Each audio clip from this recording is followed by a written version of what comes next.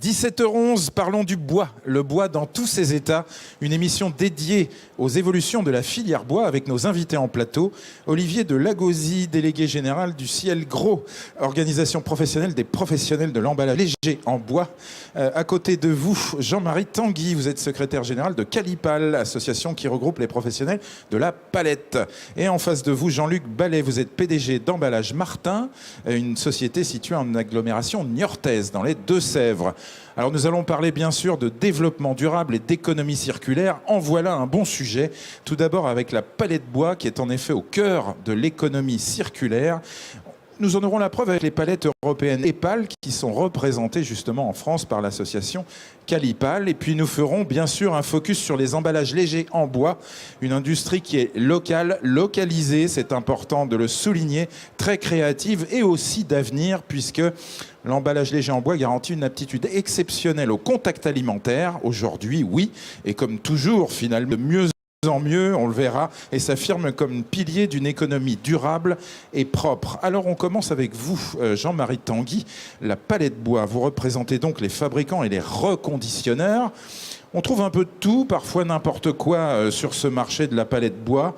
Calipal est lié à l'association européenne EPAL qui œuvre pour généraliser la fameuse palette EPAL avec un cahier des charges de qualité et de traçabilité totale. Absolument. Alors tout d'abord, je souhaiterais vous remercier chaleureusement pour inviter le bois. Mais oui, mais on aime le bois cette sur enceinte. le Forpac. Nous avons vu tant d'autres matériaux. La palette bois, comme vous l'avez dit, est au cœur de l'économie circulaire. Je précise simplement qu'au-delà de l'organisation EPAL, à travers l'association Calipal, je représente bien toutes les palettes françaises qui sont regroupées au sein de la Fédération nationale du bois, même si évidemment vous avez eu la chance de faire un focus sur l'organisation particulière que je représente.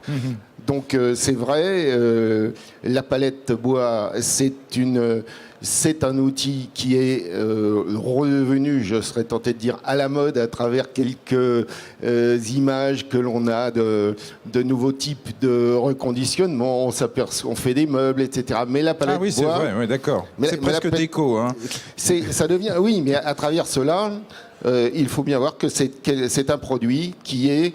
de qualité, avec un cahier des charges. Genre, là, je viens sur la palette EPAL, mais qui est loin d'être la seule à être conçue comme cela. Mais nous avons un cahier des charges, nous avons du contrôle qualité, nous avons mis l'accent sur la réutilisation et en fin de vie sur le recyclage. Et oui, parce que, alors, vous dites, entre guillemets, hein, la palette est indéfiniment, et non pas infiniment, indéfiniment réparable. Vous voulez dire par là qu'on peut faire des rotations multiples avec une palette, hein. Combien de rotations à peu près? Il y a des statistiques là, à ce sujet. Si on va sur les statistiques, les statistiques c'est toujours un petit peu dangereux. Je ne parle pas des statistiques politiques en cette période. Non, ce serait malvenu. Mais au cours de la vie moyenne d'une palette, qui peut être aujourd'hui estimée par l'ADEME à 7 ans, on peut considérer qu'on peut avoir jusqu'à une vingtaine de réparations. Ouais, évidemment, selon l'utilisation qui en est faite. Selon l'utilisation qui en est faite. Mais effectivement, c'est presque indéfiniment réparable. Voilà. Ça le serait si, je dirais, on n'avait pas la possibilité d'en faire autre chose. Parce qu'il ne faut pas oublier que ce qu'on appelle l'utilisation en cascade, vous allez peut-être y venir, nous permet d'être non seulement réparable, mais également recyclable et en fin de recyclage, d'être utilisé non pas comme d'autres matériaux incinérés comme des déchets, mais d'être réellement un combustible. Ah oui, un combustible. Un combustible, ouais. Après avoir été une matière première. Après avoir été une matière première, oui. On arrive finalement dans un cycle, hein, avec un broyage en fin de parcours, c'est l'économie circulaire, quoi, voilà. Absolument. Nous commençons déjà. Pourquoi l'économie circulaire? L'économie circulaire est réputée je dirais que c'est un nouveau concept et que nous sommes, si Molière était là, nous sommes les Monsieur Jourdain de l'économie circulaire, Oui, parce vrai. que nous commençons par utiliser une ressource naturelle et Olivier sera là pour... Il ne me contredira pas, puisque nous avons la même ressource qui est issue de forêts gérées durablement. Ce sont des forêts qui sont renouvelées en permanence. Lorsqu'on coupe un arbre pour faire une palette, et c'est un arbre qui a été planté à cet effet, il est aussi absurde de dire je n'utilise pas de bois pour économiser les forêts que de dire je ne mange pas de pain pour économiser les champs de blé. Nous sommes dans une... Et au-delà, nous utilisons les palettes, nous les réutilisons, nous les réparons. Nous ne contentons pas de faire du recyclage bête, mais nous les réutilisons après de nombreuses réparations éventuelles. Et en fin de vie, nous les transformons en deuxième matière. En deuxième matière. Juste avant de venir à l'innovation, parce que de l'innovation, il y en a, quelle est la taille du marché des palettes de bois, pour parler un peu économique? Alors, économiquement, ce sont 650 entreprises en France, réparties sur 1000 sites. Nous fabriquons un petit peu plus de 50 millions de palettes par an.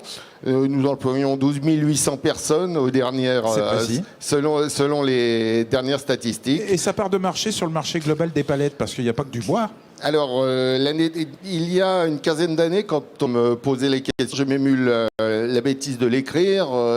Je disais aujourd'hui, on est à 95% de part de marché, mais vous verrez dans 10 ans, c'est-à-dire à l'époque, à l'horizon 2010, on atteindra certainement une asymptote à 60%, les 40% serait le plastique ou autre oui, matériau. éventuellement. Bon, aujourd'hui, 2016, bientôt 2017, toujours 95% de part de marché pour la palette bois. Donc le plastique n'a pas pris véritablement. C'est un petit peu le carton qui progresse en ce moment. Absolument. Ouais. Alors il n'est pas question pour nous de dire que les méchants matériaux du plastique ont été vaincus. Pas du tout. C'est tout simplement qu'il y a aujourd'hui une prise de conscience écologique qui fait que, bon, je ne reviendrai pas, mais mes amis du syndicat du plastique tout à l'heure ont fait eux-mêmes la preuve en expliquant qu'ils menaient une grande opération pour lutter contre la pollution marine. Bon, il est bien clair qu'un morceau de bois dans la mer n'a pas les mêmes effets. Donc, ça peut faire juste couler un bateau, mais enfin, ça n'en parlera pas. Hein, voilà. Il faut que le bateau soit petit et le morceau de bois très gros. Oui, absolument. Est-ce qu'il faut encore innover dans la palette pour être là demain? Parce qu'on a l'impression que vous êtes très sûr de votre fait, quelque part. Alors, certes non. Je vous explique qu'il y a 10 ans, j'avais persuadé qu'on allait perdre des parts de marché. Donc, loin d'une certitude, nous sommes en permanence en recherche d'innovation. Alors, qu'est-ce que c'est que l'innovation? On ne va pas changer le bois. Nous sommes de plus en plus, non seulement à la recherche de ce qu'on pourrait comparer à l'agriculture biologique, c'est-à-dire que là où il y a le moindre produit chimique, on essaie de le supprimer, si tant est qu'il y en ait. Sur les palettes, normalement, il n'y en a pas. Mais les traitements phytosanitaires, par exemple, que les organisations internationales peuvent accepter comme étant chimiques, ne sont absolument pas appliqués en France ni en Europe d'ailleurs. Oui, vous êtes exemplaire en France et en Europe. C'est-à-dire que nous sommes exemplaires simplement par le fait que nous avons la chance d'avoir ce matériau. Mais ça, c'est pas l'innovation. Est-ce qu'on peut parler parce qu'il y a des différentes dimensions de palettes. Il y a déjà des palettes un peu standardisées pour la logistique, mais il semblerait qu'il y ait des palettes sur mesure aujourd'hui. Il y a un marché pour ça. À l'origine, la palette était systématiquement sur mesure. Ouais. Elle ne s'est normalisée que récemment. Alors, elle redevient sur mesure. Alors, aujourd'hui, il est clair qu'on a plusieurs approches. On essaie au maximum de normaliser. Mais il y a certains cas où il est beaucoup plus pertinent de faire une palette sur mesure qui ensuite sera non pas abandonnée dans une benne à ordures où elle vivra on ne sait quelle triste mort, mais au contraire sera ensuite transformée en deuxième matière dite, alors on appelle ça matière primaire, secondaire, c'est un terme un peu curieux. On peut simplifier en broyat. Mais le broyat, dans un premier temps, on broie, et dans un deuxième temps, soit on fait de la valorisation matière, en transformant ce broyat en une matière qui peut être soit aggloméré. Par exemple, voilà. oui, bon, pour faire court. Ensuite, on a une deuxième voie, c'est la valorisation énergétique, sachant que on a absolument besoin de brûler des palettes si l'on veut réussir à obtenir le bois nécessaire à toutes les chaufferies actuellement qui sont reconnues comme étant une énergie propre. Le bois étant un excellent combustible. Et vous êtes exposant sur Hall for Pack Paris, dans ce hall, en allée A, stand 071. Merci. Jean-Marie Tanguy. On va parler des emballages légers en bois maintenant, qui est un autre marché consécutif de ce bois dans tous ses états, qui bénéficie, cet emballage léger en bois, aussi également de bien des vertus environnementales. Olivier Delagozy, vous ne me détromperez pas. Quelle est la taille de cette industrie de l'emballage léger en bois ? Alors c'est une industrie, on va dire c'est une petite industrie, même par très rapport localisée. À la palette, qui correspond à peu près à 200 millions d'euros de chiffre d'affaires pour l'ensemble de la profession. Répartis donc sur tous les départements, la majorité des départements français, qui représentent une cinquantaine de sites industriels et 1800-1900 salariés, sachant que sur le salon, nous avons donc 4 industriels présents. Donc je vais les citer parce qu'ils le méritent bien. C'est Lacroix qui vient du département du Jura, CF Embal qui vient du Loir-et-Cher, Blanchet qui vient de la Manche et l'entreprise Martin qui vient des Deux-Sèvres et qui montre bien le déploiement géographique qu'il peut y avoir de ce métier. Il y en a partout. Il y en a partout. Et il y en a justement d'une part proche des sources d'approvisionnement en bois et d'autre part proche des clients. Il faut avoir les deux proximités pour que l'entreprise fonctionne bien. Et toutes les entreprises qui fonctionnent bien sont dans cette configuration. Donc d'une part, pour le bois, on a le pin, l'épicéa, le peuplier. Mais c'est essentiellement, on va dire, du peuplier. On est sur plus de 85% d'usage peuplier. Donc proche de... Parce qu'il est facile à dérouler. Alors c'est très facile à dérouler, c'est très intéressant. C'est vrai qu'on ne peut qu'inviter des gens à venir visiter des entreprises d'emballage léger en bois parce que le déroulement du peuplier, c'est quelque chose d'assez magique. C'est un taille-crayon géant. Voilà, on prend un taille-crayon géant, ça demande extrêmement peu d'énergie et on peut dérouler des nappes très longues et les couper et les débiter. Et avec, on fait des caissettes comme celle que vous avez amenée, Monsieur Ballet. Alors prenez votre micro simplement. Voilà, ça c'est un exemple de bois déroulé, donc on peut montrer. Et on fait effectivement des caisses avec du boissier ou du bois déroulé, donc des petites lamelles de bois. Ça c'est du peuplier ? C'est que du peuplier. Que du peuplier. Nous travaillons aujourd'hui que du peuplier. Et puis on a des bourriches, donc on appelle bourriches qu'on trouve traditionnellement pour les huîtres, mais aussi ça c'est une bourriche dans laquelle on met 5 kg de beurre. Ah, quand même. Et puis après, pour les gros consommateurs, toute une gamme de produits plus petits, de paniers, donc en bois déroulé. Bon, on viendra après, effectivement, dans le détail à vos productions. Olivier Delagozy, on constate aussi que le panier, la caisse bois, le panier en bois sont de plus en plus présents dans la grande distribution alimentaire. C'est vrai, on achète tous des tomates cerises ou autres dans des petites bourriches. Ça devient tendance. Mais il a fallu beaucoup travailler. Vous avez mis des années à constituer un de sécurité alimentaire, finalement. Tout à fait. Il fallait montrer patte blanche. Il fallait montrer patte blanche. Alors, il se trouve qu'il n'y a jamais eu d'incident dans le contact alimentaire bois-aliment, mais c'est vrai qu'un jour, la DGCCRF nous a dit, bon, écoutez, on n'a jamais de souci avec vous, il n'y a jamais de crise alimentaire avec le bois. Néanmoins, votre dossier technique est un petit peu léger, donc on va vous demander de l'alimenter. Donc, on a lancé une grosse opération en 2010 sur ce sujet-là. On a réuni ce qu'on appelle un consortium scientifique qui réunissait des sommités, on va dire, sur le marché donc des essais et des tests. Des labos. On a eu l'ESB, l'École supérieure du bois, le FCBA, Oniris, qui est l'école vétérinaire, on va dire le nouveau nom de l'école vétérinaire, Actalia pour toute la partie emballage, fromage, laiterie, etc. Et les IRINS, qui est l'école supérieure de l'emballage. Donc ce tour de table a travaillé de façon transparente, sous le regard quasiment du public, puisqu'on était de toute façon toujours en transparence, et a travaillé sur la migration chimique, l'organolepsie et surtout la migration microbiologique. Microbiologique, voilà. C'est ça. Alors, ce qu'on appelle la migration microbiologique, par exemple, c'est le développement des petites bactéries qui pourraient se transmettre. C'est pas les bactéries, c'est autre chose. Si, tout à fait. C'est la migration de tout type de micro-organismes. Alors, vous avez des gros pathogènes par exemple, qui peuvent venir de l'homme, qui peuvent venir des gens qui travaillent sur une chaîne, qui manipulent effectivement. Voilà, donc il y a tout un jour des guides de bonne pratique. Tout est extrêmement sérieux, évidemment, dans la chaîne agroalimentaire. Mais déjà, au niveau de l'emballage, il faut se poser ces questions-là. Et donc, la question, c'était de se dire, si on inocule un micro-organisme emballage bois, qu'est-ce qui va migrer vers l'aliment? Déjà, on se fait une idée avec cette affaire-là. Et vous avez réussi à prouver l'innocuité finalement de ce non seulement on a matériau. réussi, mais on a fait des dizaines de milliers de tests. C'est pour ça qu'il y a une vraie valeur scientifique internationale. On a eu des articles avec comité de lecture en nombre important, on a eu des publications, etc. Et donc on est arrivé à prouver que si on inocule ces micro-organismes pathogènes, eh bien 99% des micro-organismes qu'on a inoculés au bois ne passent pas dans l'aliment.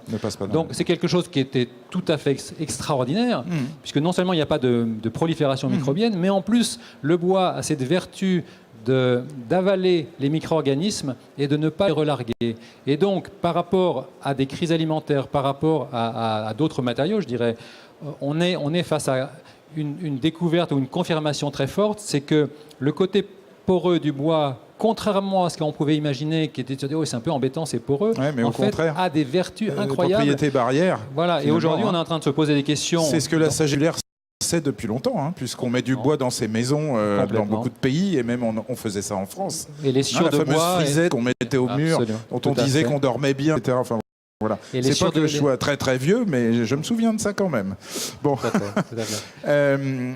Vous affirmez aussi que l'économie des emballages légers est prête pour la disparition du pétrole. Alors vous avez un certain sens de la phrase, mais notamment vous soutenez une association, Merci le Peuplier. Alors, je ne sais pas si c'est une association. C'est une association, c'est une action de nos professions, qui est que voilà, on a un matériau, comme disait Jean-Marie, qui est un matériau renouvelable. Donc c'est une qualité intrinsèque, c'est-à-dire qu'il lui faut... Parce que le bois, ça ne fait pas du pétrole, ça fait du charbon au bout d'un moment. Après le bois, ça fait du... Au bout de 20 millions d'années. Voilà. Non, après le bois, ça peut faire du pétrole, mais effectivement, au bout d'1 million d'années. Là, on n'en parle pas. Là, on parle de la fabrication d'un emballage à partir d'un bois qu'on a récolté. Et effectivement, il faut une vingtaine d'années pour qu'un peuplier soit mature, pour être ce qui est très peu, c'est la plus courte maturité du règne des arbres. Tout à fait. Quand on compare effectivement à un chêne où c'est plutôt une centaine d'années, là on est vraiment sur du moyen terme, et c'est très intéressant parce que pour l'exploitation forestière. Et puis ça permet de faire de la prospective assez forte sur sa propre activité industrielle. Et les industriels français croient tellement à l'emballage en bois qu'ils ont décidé de financer la replantation. Tout à fait, c'est ça. Ça, c'est l'association Merci le Peuplier. Exactement. Alors, un chiffre incroyable. Il y a en France 2,35 millions d'exploitants forestiers. Alors non, ce ne sont pas des exploitants forestiers, ce sont des propriétaires forestiers. Propriétaires forestiers. Voilà. En fait, c'est vrai que quand on regarde la population française qui est liée de près ou de loin au monde de la forêt et du bois, on atteint près de 3 millions de personnes ou plus en considérant les propriétaires, les exploitants, les industriels, les deuxièmes transformations, et c'est absolument considérable. Oui, voilà, ce sont les propriétaires. Alors, ça veut dire qu'on a un gisement à la fois tout à fait colossal pour les exploitants forestiers, mais aussi c'est très éclaté. C'est très éclaté. Est-ce que ça a des conséquences sur les prix d'achat ? Alors, disons que le fait que ce soit très éclaté peut poser des petits problèmes parfois, parce que vous avez une personne qui va un jour se dire tiens, il faut que je coupe mes arbres et que je les mette sur le marché. Bon, sauf que c'est vrai qu'un arbre, ça se travaille un petit peu quand même en amont. C'est-à-dire que par exemple pour des peupliers, il faut les élaguer dans les premières années. Donc si la personne a totalement oublié d'élaguer ses peupliers parce qu'en fait c'était peut-être son père qui lui a légué ça, etc., c'est vrai que la valeur de son bois va être différente de celle qu'il aurait envisagée. Oui, alors il y a une connaissance quand même à avoir, tout à fait. Et ensuite les choses se passent très bien. D'accord. Et puis il y a aussi l'Office national des forêts, le fameux ONF. Donc au global, les prix d'achat pour les fabricants, pour les exploitants sont à peu près. Oui, alors ça, je préfère que vous posiez les questions à des gens qui en achètent sur le marché qu'à moi, parce que moi, je ne suis pas dans le commerce du bois du tout. On va poser la question à Jean-Luc Ballet, puisque vous êtes l'un des acteurs industriels du bois déroulé en France. Hein. Donc, je disais que votre entreprise était située au nord de Niort. Vous avez 70 salariés, 70 ans l'an prochain. C'est facile à retenir. Hein. Absolument, voilà. C'est une très belle entreprise, oui. Très belle entreprise, oui. On parlait des prix d'achat. Pas de souci pour vous ? Alors, les prix sont élevés manifestement en France. On en trouve encore. C'est vrai, ce qui arrive maintenant, c'est que on s'est préoccupé de la replantation parce qu'il était important de préserver la ressource à proximité de nos entreprises. Et ce que l'on peut voir aujourd'hui, comme les entreprises ont grossi, on va chercher les peupliers un peu plus loin. Donc, le prix du bois, il est stable. Par contre, potentiellement, le coût d'achat du bois peut être un peu plus élevé avec les coûts de transport qu'on peut y rajouter. Et puis, industrie très localisée, il est inutile d'aller favoriser la concurrence internationale, enfin la concurrence européenne. Clairement, il faut être proche de la ressource, hein, donc quelque part, c'est des petits écosystèmes. Voilà, l'approvisionnement du bois, vous avez vite fait de rajouter quelques euros au mètre cube qui vont faire la différence à la fin, oui. Donc nous on achète le bois en 100 ou 150 km maximum autour de chez nous. Voilà, c'est ça. Donc c'est très très localisé, effectivement. Tout ça, c'est du Made in France. Non seulement ça sent bon, mais c'est Made in France. C'est merveilleux. Alors au départ, ce métier de fabricant de caisses et de paniers de bois est très traditionnel, hein, mais vous y avez adjoint, vous, des innovations exclusives. Racontez-nous. Oui, je crois qu'effectivement, moi quand j'ai rejoint l'entreprise Martin, en fait, on me parlait de la grand-mère Martin qui venait clouer sa caisse pour le fromage à la main dans son garage. Et effectivement, le métier a beaucoup évolué. Les demandes ont évolué avec les demandes de nos clients. Et pour répondre en particulier à l'exigence de certains de nos clients de voir la disparition des agrafes, il a été mis au point un système de collage. Ah voilà, là on montre la même bourriche. Collage. Voilà. On arrive maintenant à une bourriche assemblée qui a toutes les vertus du bois sans avoir les inconvénients des agrafes. Des agrafes, oui. Alors, est-ce que vous respectez l'innocuité aussi par le biais de cette colle? Elle est alimentaire, j'imagine. Alors, la colle est totalement alimentaire, voilà. comme les colorants qu'on pourrait utiliser pour donner un peu de couleur et de personnalisation à nos emballages. Là, vous avez des emballages un peu créatifs. Qu'est-ce que vous mettez dedans? Enfin, qu'est-ce que vos clients, les remplisseurs, ce qu'on appelle comme ça, mettent dedans? On a beaucoup de choses, on a beaucoup de clients. C'est vrai que notre était traditionnellement agroalimentaire. Le fromage, on a parlé de l'innocuité, mais on pourrait parler de la qualité du bois pour affiner le fromage. On sait aussi bien sûr. On sait aussi que quand on met des fruits dans une corbeille en bois, et si vous mettez les mêmes fruits dans les corbeilles en plastique, ils ne pourrissent pas. Voilà. Donc on sent bien toute la qualité du bois. Donc forcément, une grande partie de notre activité, c'est bien sûr de l'agroalimentaire. On a ici les tomates cerises de Savéole, par exemple, pour qui on a développé petite coopérative devenue très grande. Voilà, et puis des gens très intéressants parce que justement, ils ont senti tout l'intérêt du bois et ils ont senti aussi la capacité de développement d'une petite entreprise comme la nôtre en disant, mais écoutez, nous on a besoin, effectivement de l'authenticité du bois parce que c'est ce qui fait la qualité. On a besoin d'une entreprise qui soit industrielle, avec un vrai process industriel, mais on a besoin de personnalisation. Et la personnalisation, on l'a amenée par une forme particulière hexagonale, par un marquage sur le cercle et par des couleurs qu'on peut rajouter donc sur ce qu'on appelle les douelles, exactement comme une barrique. Ah voilà, ce sont les douelles. Les fameuses douelles. Ouais. Alors, ça, c'est pour les marchés de l'agroalimentaire, mais vous pouvez, j'imagine, séduire d'autres marchés. On peut penser aux jardineries, enfin, les applications sont très nombreuses. Je pense qu'il n'y a pas de limite à l'utilisation du bois. Et je pense que la seule limite aujourd'hui, c'est l'imagination bien sûr de nos clients, mais l'imagination aussi de nos équipes. On est en train d'imaginer des solutions dont le bois va apporter. Ce que nos clients attendent aujourd'hui, c'est la mise en valeur de leurs produits par des couleurs, par des formes, par l'authenticité. On en parle beaucoup.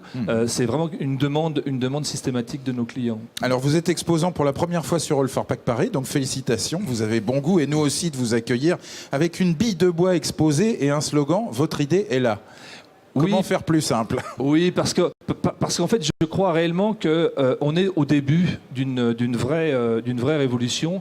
Il y a l'authenticité, bien entendu, c'est ce qu'on cherche en premier, mais derrière, le bois et le peuplier en particulier se travaillent, se met en forme, et on peut, là encore, imaginer des tas de solutions.